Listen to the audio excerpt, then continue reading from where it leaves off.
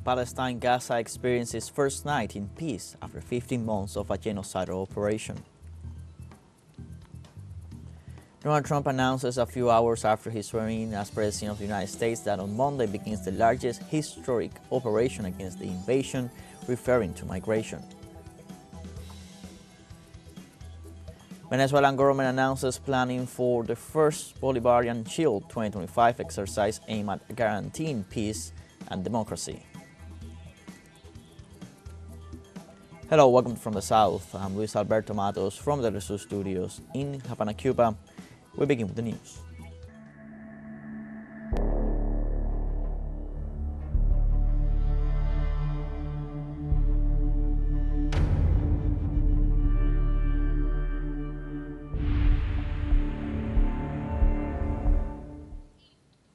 Gaza experienced its first night in peace after 15 months of a genocidal operation that daily bombed the Palestinian enclave.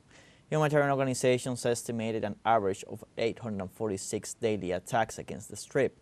7 months ago, an investigation by the Euro-Mediterranean Observatory for Human Rights calculated that about 70 tons of bombs had been dropped by the Israeli occupation, a figure that even then exceeded the bombings of the Second World War. The United Nations reported that 6 out of 10 buildings have been destroyed. This Sunday night, not a single bomb fell in Gaza for the first time after more than 47,000 deaths. Meanwhile, at least 200 trucks with humanitarian aid entered Gaza from Egypt on Monday, bringing the total to 830. Tension reigns in the Strip. Early on Monday, a powerful explosion in northern West Bank killed an Israeli reservist and wounded 2 others. Occupation forces said that the explosion occurred when the patrol vehicle was passing by. The government of the Strip has also reported incidents in Han Yunis, where the Israeli troops are said to have fired several shots.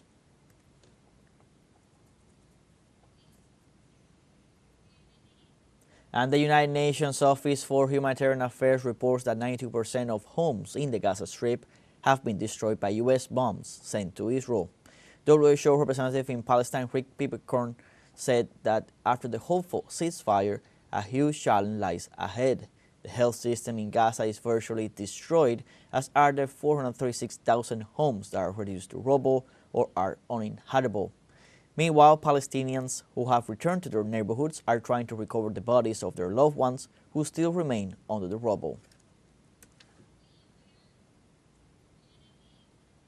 And the Israeli occupation forces struck hundreds of buildings in southern Lebanon, violating the ceasefire agreement in force since November 27, 2024.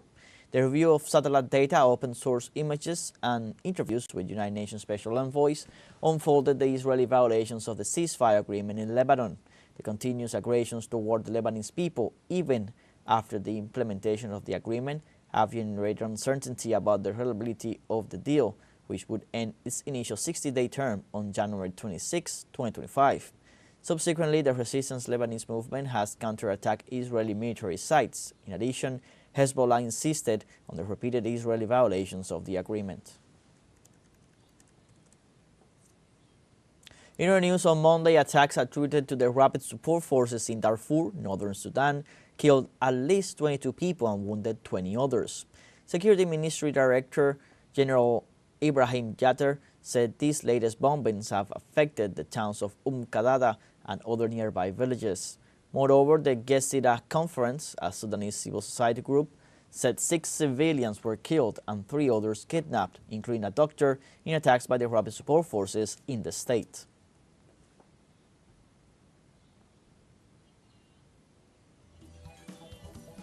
We now have a short break coming up, but first remember you can join us on TikTok at teleSUR English, where you'll find news in different formats, news updates, and much more. We'll be right back. Stay with us.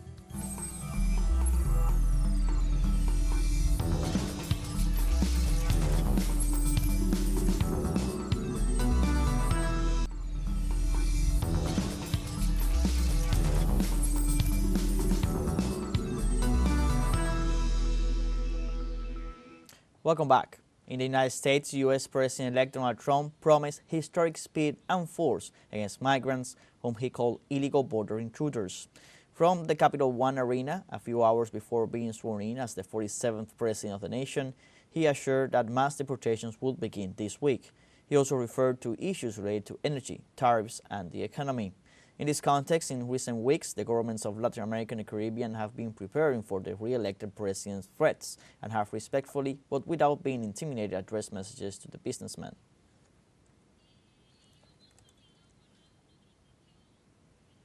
You're going to see something tomorrow. You're going to see executive orders that are going to make you extremely happy. Lots of them.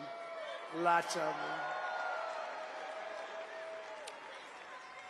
We have to set our country on the proper course. By the time the sun sets tomorrow evening, the invasion of our borders will have come to a halt, and all the illegal border trespassers will in some form or another be on their way back home. In the United States, President-elect Donald Trump, since winning last November's election, has met threats against several countries, mostly allies.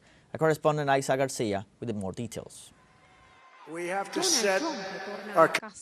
Donald Trump returns to the White House on January 20th with more threats than proposals. Greenland is among the territories under threat. People really don't even know if Denmark has any legal right to it. But if they do, they should give it up because we need it for national security. That's for the free world. The response from Greenland, home to 58,000 people, was not long in coming. Of course, I think these are serious things that you hear there. But what is important to emphasize is that Greenland belongs to the Greenlanders. The development we want in our country and the cooperation we want with the world around us should be based on the desire we have and the values we have, because that is what trusting cooperation is based on. The Panama Canal has also become a point of discord. I can say this, we need them for economic security. The Panama Canal was built for our military. I'm not going to commit to that now. It might be that you'll have to do something. Every square meter of the Panama Canal and its adjacent areas belongs to Panama and will continue to belong to Panama. The sovereignty and independence of our country are non-negotiable. Trump was met with a more forceful response and rejection of his threats when he spoke of changing the name of the Gulf of Mexico to the Gulf of America.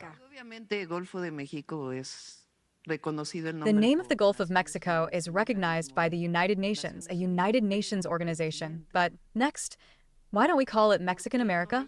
It sounds nice, doesn't it? Doesn't it? Se oye bonito, ¿no? ¿Verdad que sí? Desde 1607. Since 1607, the Constitution of Apatzingán was of Mexican America. So let's call it Mexican America. Entonces, vamos a llamarle América Mexicana. And that was not the only reaction from Mexico. In response to the threat of the Republican tycoon and his chief diplomat to declare Mexican criminal groups terrorists, its president said that there would be cooperation, but never subordination. She holds the same view on the immigration issue.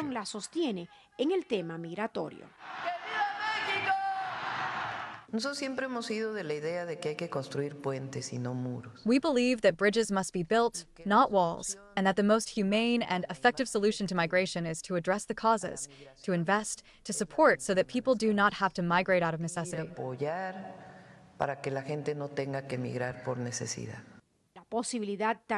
Trump's much talked about possibility of raising tariffs on some countries also generated controversy. A un arancel To one tariff, another will come in response, and so on until we put joint ventures at risk. empresas comunes. Of all the threats, perhaps the one that has generated the most mobilization in the United States is that of deporting thousands of immigrants in irregular conditions. Isa Garcia, teleSUR. We now have a second short break coming up, but before we invite you to visit our YouTube channel at teleSUR English. There you'll be able to rewatch our interviews, top stories, special broadcastings, and more. Hit the subscribe button and activate the notification bell to stay up to date on the world's most recent events. Fun short break, don't go away.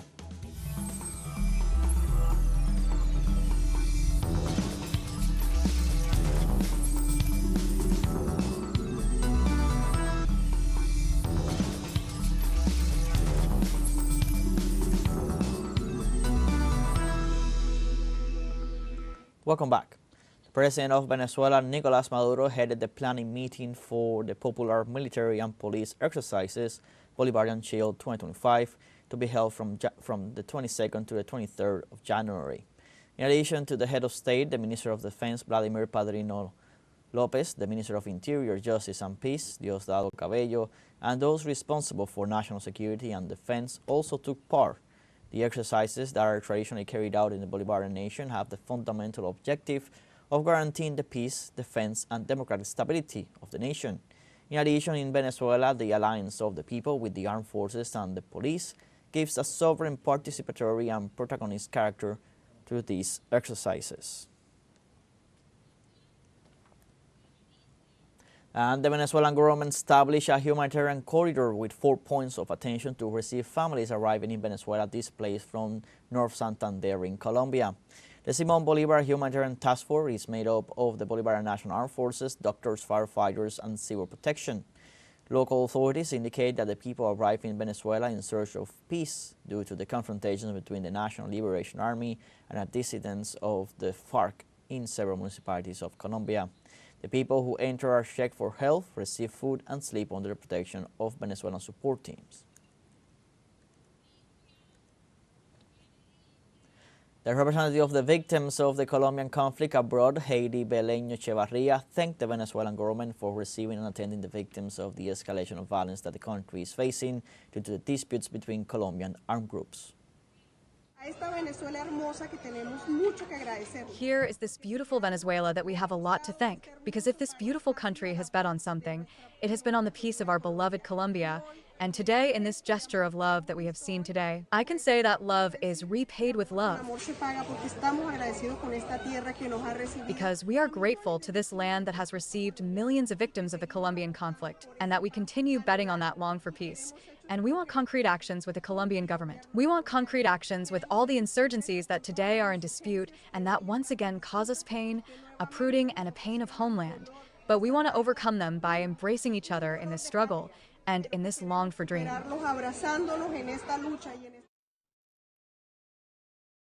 Vázquez has said that violence will not be allowed to take over Catatumbo, given the difficult situation in the northeast of the country. He reaffirmed that the government is working to ensure the safety and protection of the communities and recalled that support lines have been set up to assist the people at risk. He stressed that President Gustavo Petro has given priority to the protection of life and humanitarian aid. In his first appearance since his medical leave, he also sent a message of thanks and appreciation to the security forces deployed in the north of Santander through Army radio.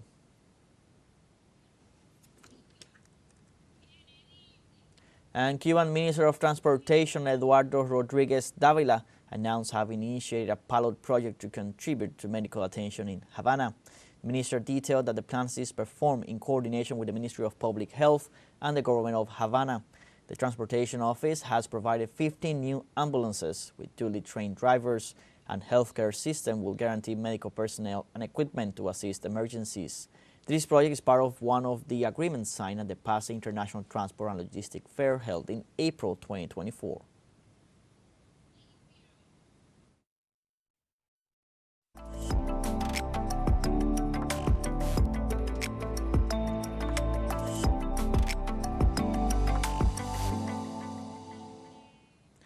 Venezuela and Cuba unite their art again, this time in Havana, where the Cuban group Buena Fe and the Venezuelan singer and composer Omar Acedo closed their Amigos tour.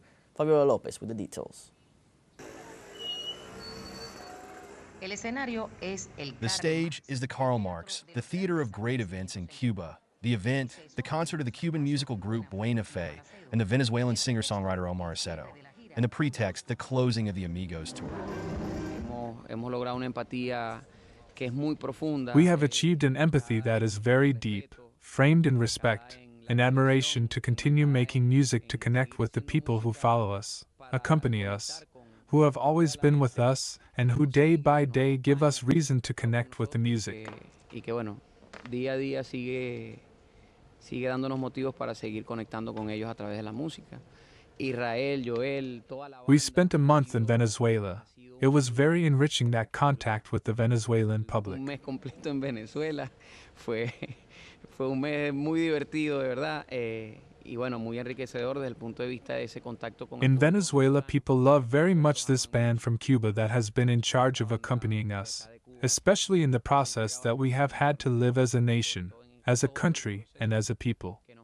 They have shared with us the good times, the bad times, and I am sure that in the worst times they will continue with us. That is why this union is so organic. Siguen con nosotros, entonces por eso que es tan orgánica esta unión. Después del éxito por teatros y plazas de Venezuela. After their success in theaters of Venezuela, the Cuban group Buena Fe and the Venezuelan musician and singer Omar Aceto joined their talents again to delight. This time in Havana, the lovers of intelligent and committed music.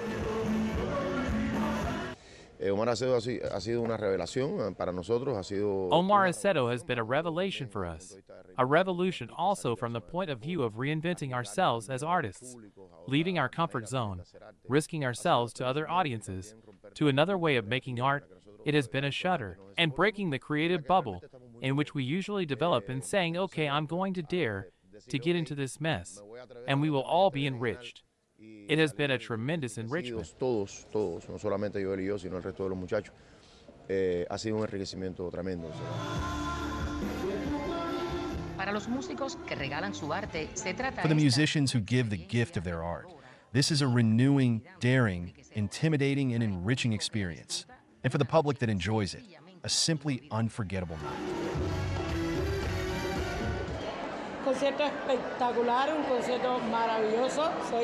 It is a spectacular concert, a wonderful concert.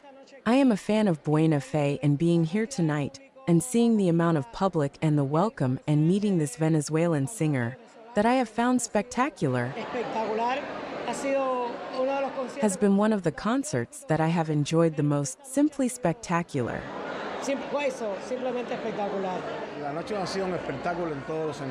The night has been a spectacle in every sense, and it really shows once again that music has no age, no borders. A beautiful show, and that Cuba and Venezuela are there together, for everything, and that music is unique, and embraces all the countries of the world.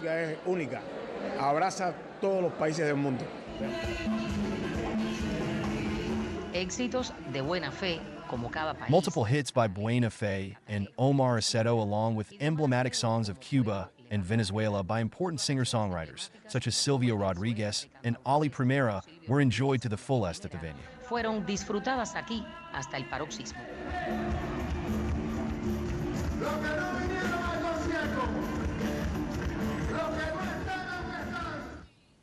And in Denmark, there is a community built in the 17th century, the Christiansfeld, a settlement of the Moravian Church, which has been recognized as a World Heritage Site. Let's see what it's all about. El asentamiento del siglo XVIII de Christiansfeld. The 18th century settlement of Christiansfeld in southern Jutland is an exceptional example of a planned colony settlement of the Moravian Church, reflecting the social and ethical ideals of the Moravian Church. Founded in 1773, the site is a free Lutheran congregation based in Herrnhut, Saxony. The town reflects the social structure of the Moravian Church, characterized by large communal houses for the congregation's widows and single persons. The architecture is homogeneous and unornamented, with 1- and 2-story buildings of yellow brick and red tile roofs. The proportions, materials, and craftsmanship contribute to the special atmosphere of peace and harmony of the village. It is therefore an exceptional testimony to the principles of the Founding Brothers, which are evident in the design, architecture, and craftsmanship of the city, as well as in the fact that numerous buildings are still used for their original functions. El hecho de que numerosos edificios todavía se utilizan para sus funciones originales. Por todo esto, constituye un ejemplo destacado de una For all these reasons, it is an outstanding example of an idealized and planned Protestant colony, as illustrated by its urban plan. The site, like other settlements, reflects new ideas introduced in the Age of Enlightenment that anticipated ideas of equality and social community. The democratic organization of the Moravian Church is expressed in its humanistic urban planning, illustrated by its open plan, established on agricultural land and representing all the buildings important for the common welfare. Christiansfeld possesses all the necessary functions of the city and illustrates its unity through homogeneous groups of buildings with styles, materials, Most of the population of Christiansfeld was built between 1773 and 1800, following a strict urban plan. Today, this utopian experience is recognized as a heritage site by UNESCO. Esta experiencia utópica está reconocida patrimonialmente por la UNESCO. Like this, we have come to the end of this news brief. You can find these and many other stories on our website at telesurenglish.net. Join us on social media, Facebook, X, Instagram, Telegram, and TikTok. For TeleSUR English, I'm Luis Alberto Matos. Thanks for watching.